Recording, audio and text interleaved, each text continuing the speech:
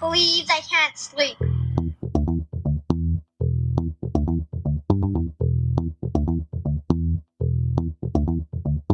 It's time to listen to Courtney at last on the Ramblings of an Insomniac podcast.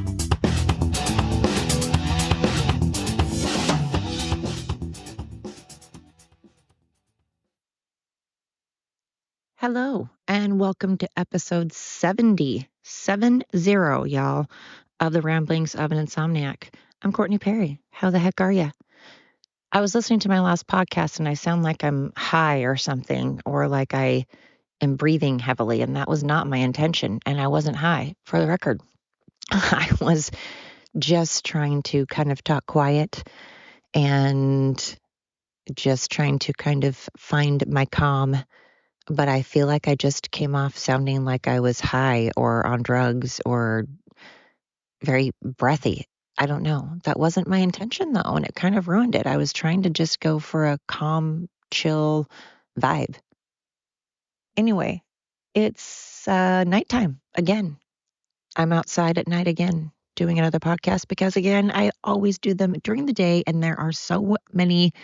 I get interrupted a lot. My phone rings, people drive by, the whole thing. So, at nighttime, my cats kind of bug me, and once in a while, I can still hear a car. Now there's an airplane. I was going to say photo bombed. I'm not getting photo bombed. Video bombed? What would you call this? Audio bombed? I don't know. But now there's a jet in the background. How dare you be flying somewhere when I'm trying to do a podcast? Anywho. So I have random things to talk about as usual. That's, ramblings of an insomniac. It should also be randoms of an insomniac, because I think of a lot of weird things all at once and I do them all in one podcast, and it's very missed. I don't know. It's very all over the place. There we go. But I was thinking of a couple of things. Hong Kong, super random, I know, but Hong Kong, here's the deal. I was in Hong Kong for a big whopping 14 hours, so not even an entire, not even a whole day. And, well, I guess technically a day, just not a day and maybe not a 24-hour period. And I just want to say, for the record, shout out to Hong Kong. Everyone we encountered was the most extraordinarily, exceedingly kind, respectful, wonderful human. I've never been treated so, out of every country I've been to, even though I was only in Hong Kong for 14 hours, I would love to go back. And the U.S. kind of fucked them over, They worship us, or maybe past tense, maybe it's worshipped, maybe they no longer like us. I wouldn't if I were them, because we kind of screwed them over when China wasn't supposed to be getting them back, trying to take them back for another 10 years. And they decided they wanted them back. And we kind of left, and China begged for our help. And they've always been supportive of us. They've always idolized us. They liked us. They were our friends. They had our back.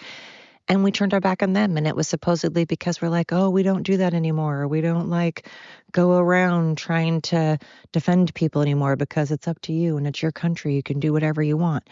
Okay, but we always have in the past. And so when did we suddenly decide to stay out of everybody else's business? Because we've always gotten into everybody else's business. Now, it's one thing if you're like some countries in the Middle East that don't want our help, don't ask for our help, and we just decide to saunter on over there and demand and force our way in and demand that they change. That's different. That's us being a bully. But when a country asks for our help, a country that has been supportive of us, and we just don't help them at all, what the hell?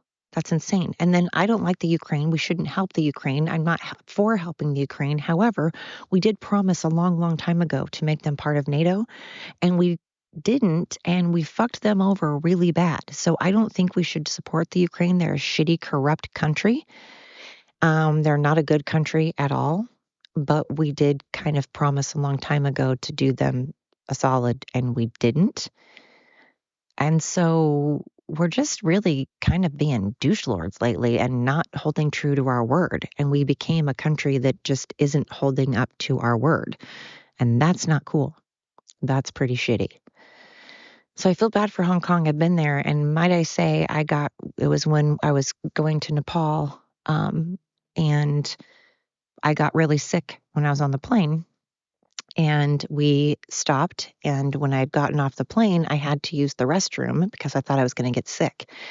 And at the time, it was being cleaned, but the lady there could tell that I was not feeling well and I needed to use it. And she didn't speak English, and of course, I don't speak her language. And so I had to go in and get sick. She was waiting for me when I got out, and it was so sweet, with a cool cloth that she had put under the faucet. And then she was wiping my head for me and pulling my hair back and wiping my neck. And then she pulled something out of her cart. And to this day, I didn't know what it was. I just trusted her. And she was trying to communicate with me, to, gesturing for me to take it, and, doing something that over her belly, like it'll help my stomach. So I just trusted her. For all I know, she could have been giving something bad, but she seemed trustworthy. So I took it. And you know what? I felt better. Then she went outside to try to find somebody that spoke English, brought that person in, and had that person translate to me that there was a place downstairs in the airport that had these massage chairs. And she gave me the money to be able to put into the massage chair. Not to mention the fact that my sons and I, when we were trying to find our hotel, we clearly looked like we were lost white tourists. And we had probably 10 people all come up to us asking us if we needed help, asking us if they wanted us to, if they wanted them to show us where the hotel was, showing us what subway to take. And every time we looked lost, and we were, or every time we looked confused, which we were most of the time, there was always so many people that came to our rescue without us asking. We didn't have to ask them. They came to us. And even when they didn't speak our language, they somehow found a way to communicate with us. It was so amazing. We ended up getting to see actually this just amazing, amazing parts of Hong Kong. And everywhere we went, people were beyond respectful and hospitable, and they just made such a lasting impression on me. And I'm so pissed that we screwed them over. I'm so mad. And I'm mad that people lump them in with China, because Hong Kong is not like China. And it pisses me off that China kind of decided, yes, Hong Kong's a part of China, but not really, if you know what I mean. So it's sad because people make snap judgments, just like I've met a million people from Russia that are amazing and kind. And just like people think Americans are assholes, and there's a million amazing, kind people in every country. I'm tired of people lumping an entire country. I know I just said Ukraine is, I'm talking about the government. I'm not talking about the Ukraine people. I'm talking about their government is corrupt and shitty and shady. But I'm not saying all the people there are. Just like all the people of Russia or people in any country, it doesn't mean that the entire country is a bunch of assholes. It means there's people in those countries, in every country all across the world, there are assholes, just like there are kind, wonderful people in places, just like everyone says everybody in France is just a piece of crap. Again, I had a 12-hour layover in France, and I was never treated like shit. Now, the one thing they do is, no matter how well you think you speak French, half the time, if they know you're American, they're just going to start speaking to you in English, no matter how great your accent is or how much you know. But no one was necessarily kind and open and warm and fuzzy, and I didn't get people going out of their way to help me. But nobody was rude either. Nobody turned up their noses at me. Every country I've ever been to, I have not been treated poorly. Sadly, I've been to some states here in America in which I was treated really terribly, like in Louisiana. When I went to New Orleans, we were treated horribly there. But, it's just sad how a whole country can get a reputation. America has a reputation of being spoiled and entitled and obese. And you know what? Yep, probably. It's probably accurate. However, there's also a lot of kind, amazing, smart people here. And there are, like I said, people in every country that have issues. So I just started thinking about Hong Kong and started thinking about the Ukraine and how we screwed them over. And that was not very cool. And then that got me thinking about just people screwing people over in general and how easy it seems to be now for people to like tattle on each other and not keep your word. Like it used to be you could shake someone's hand. You could shake someone's hand and that was solid. That meant something, you know? You could do a whole deal. You could frickin' buy and sell a house. You could buy and sell a car or groceries or a buggy full of whatever, you know what I mean, on a handshake. And that meant something and it was trusty and people were good for it. It back when people meant what they said and they kept their promises. Back when people didn't lie. I mean, everyone's, lying's been around for a long time, but people are kind of mastering the art of it now, you know? I don't know. I think every generation's like, my generation was the best for this and that reason. And no one likes the generation younger than them. And they all think that they're a piece of crap and all of that. And people are always like, back in my day. But the 80s were pretty freaking awesome, you know? I was born in the 70s, but my childhood was in the 80s. And it was pretty rad, I got to tell you. I mean, we dressed like idiots, and our music was cheesy and corny, but it was so great. It was so great. Now it just seems like technology has kind of ruined shit. I mean, yeah, obviously there's pros and cons about technology, but technology has made it where no one communicates, where no one seems to trust people as much, where no one seems to, no one looks anybody in the eye anymore.